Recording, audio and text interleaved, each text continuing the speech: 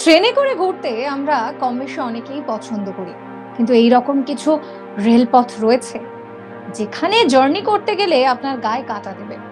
আজকের এই ভিডিওতে সেই রকমই কিছু অদ্ভুত রেলপথ এবং তার জার্নি নিয়ে আপনাদের সঙ্গে আড্ডা দেবো, তাই ভিডিও পুরোটা দেখবেন। ভিডিও ভালো লাগলে লাইক করবেন, শেয়ার করবেন, সাবস্ক্রাইব করতে ভুলবেন না আজ তাক বাংলার ইউটিউব চ্যানেলকে। আমরা এখন হোয়াটসঅ্যাপেও রয়েছি, তাই ফলো করবেন আজ তাক বাংলার হোয়াটসঅ্যাপ চ্যানেল।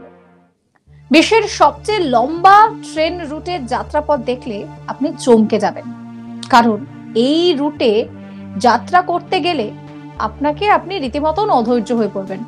পাহাড়, হ্রদ, জঙ্গল সব পেরিয়ে তারপর এই ট্রেনের যাত্রাপথ।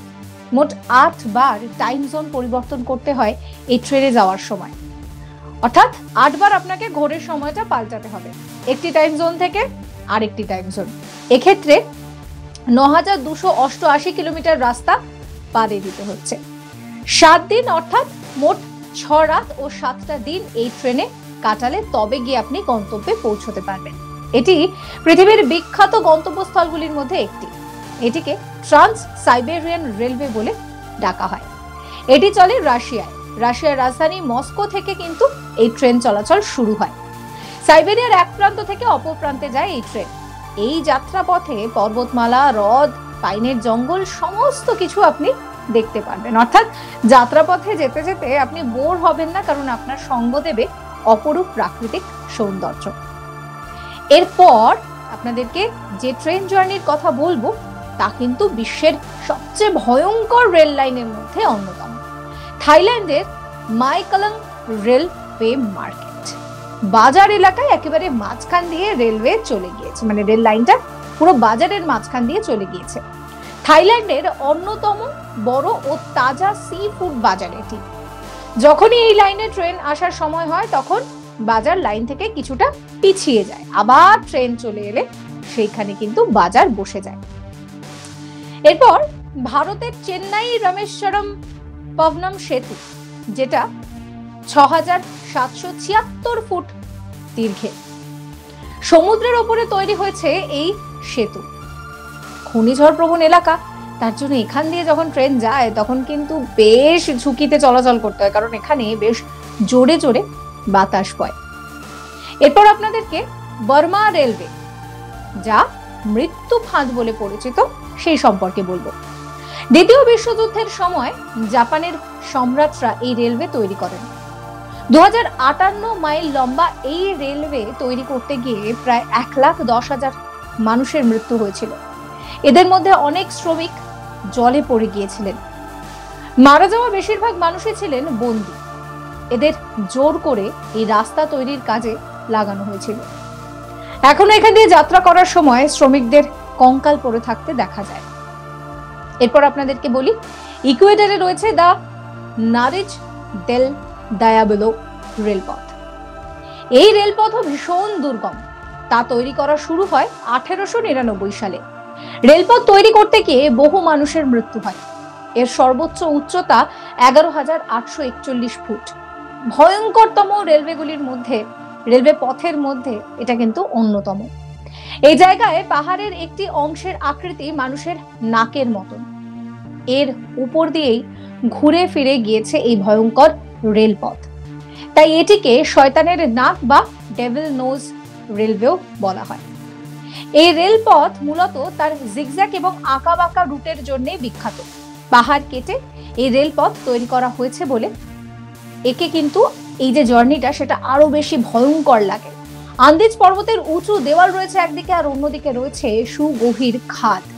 আর সমুদ্র পৃষ্ঠ থেকে এর উচ্চতাও কম কিছু নয়। 9000 ফুট উচ্চতায় অবস্থিত সরু এই রেলপথের প্রত্যেকটা মোড়েই যেন অপেক্ষা করছে বিপদ। তাই এই রেলপথের যে চালক, অর্থাৎ এই রুটে যে যারা ট্রেন চালায় তাদেরকে যথেষ্ট অভিজ্ঞ হতে হয়, এবং ট্রেন চালক বাছাই করার যে প্রক্রিয়া সেটাও খুব কঠিন হয়। এরকম আরো অনেক ট্রেন লাইনের কথা তো আপনাদেরকে বলবোই, কিন্তু তার আগে আপনাদেরকে বলি যে এমন কিছু এয়ারপোর্ট আছে যেগুলো ভীষণ ভয়ঙ্কর। মানে ধরুন আপনি সমুদ্রে বসে রয়েছেন, বিচে বসে রয়েছেন, হঠাৎ করে একটা প্লেন আপনার একেবারে নাকের জগা দিয়ে চলে গেল, ভাবুন তো কেমন হবে। সেই রকম কিছু ভয়ঙ্কর এয়ারপোর্ট সম্পর্কে জানার জন্য আই বাটনে লিংক দেওয়া আছে, সেই লিংকে ক্লিক করে অবশ্যই আপনারা ভিডিও দেখতে পারবেন। ভিডিও ভালো লাগলে লাইক করবেন, শেয়ার করবেন, সাবস্ক্রাইব করতে ভুলবেন না আজ তাক বাংলার ইউটিউব চ্যানেলকে। এবার আপনাদেরকে আলাস্কার ভয়ঙ্কর হোয়াইট পাস ও উকুন রুটের রেলযাত্রার গল্প বলবো, যেটা ভীষণ ভয়ঙ্কর। 3000 ফুট উঁচুতে প্রায় 18 মাইলের একটু বেশি হবে একটা স্টিলের ব্রিজ রয়েছে। এটি 1969 সাল সময় পর্বে সব থেকে উঁচু ক্যান্টিলিভার ব্রিজ ছিল। এটি কিন্তু বলা যেতে পারে পাহাড়ের রাস্তা দিয়ে এই রেলপথ গিয়েছে এবং এটি তৈরির কাজ শুরু হয় 1898 সালে, যা শেষ হয় 1909 সালে। গোকটেক ভায়াডাক মায়ানমারে রয়েছে। এই ব্রিজটি 1901 সালে তৈরি হয়। ভয়ঙ্কর এই ব্রিজের দৈর্ঘ্য 2260 ফুট। এটি একসময় বিশ্বের বৃহত্তম রেলপথগুলির মধ্যে অন্যতম ছিল। বিশ্বের সবচেয়ে সরু যে রেলওয়ে রয়েছে তা কিন্তু রয়েছে সুইজারল্যান্ডে। পাহাড়ি দুর্গম এলাকায় এই রেলওয়ে পথে যাত্রা করলে প্রাণ হাতে নিয়ে আপনাকে জার্নি করতে হবে। এটি সমুদ্রপৃষ্ঠ থেকে প্রায় 7000 ফুট উপরে অবস্থিত। এরপর আপনাদেরকে একটু আর্জেন্টিনায় নিয়ে যাই। ক্রেন আলাস নুবস 13,800 ফুট উঁচুতে রয়েছে এই রেলপথ। এত উঁচুতে হওয়ার জন্য তাতে ঝুঁকি যে রয়েছে তা বোঝাই যাচ্ছে। এই লুবেস রেল লাইনটি তৈরি করতে সময় লেগেছিল 27 বছর, যা ভয়ঙ্কর রেল লাইন। আর টেররাইন পাহাড় ঘেঁষে গিয়েছে এই রেলপথ।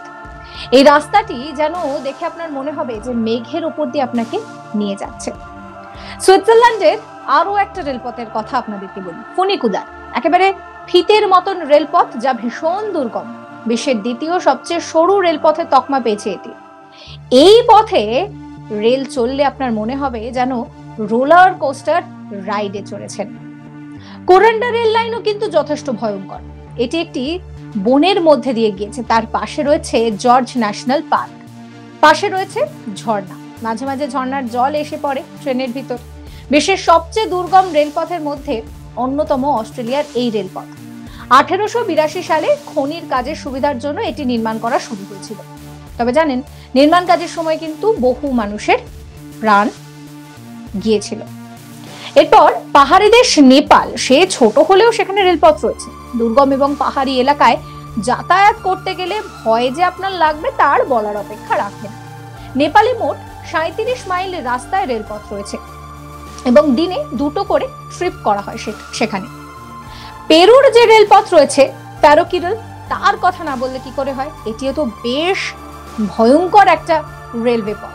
প্রশান্ত মহাসাগরীয় বন্দর এবং রাজধানী লিমাকে এটা কিন্তু জুড়ছে। আর এর নির্মাণ কাজ শুরু হয়েছিল 1871-এ। 5 বছর লেগেছিল এটি তৈরি করতে। সাবস্ক্রাইব করবেন ভিডিওটিকে, ফলো করবেন আজ তাক বাংলার হোয়াটসঅ্যাপ চ্যানেলও।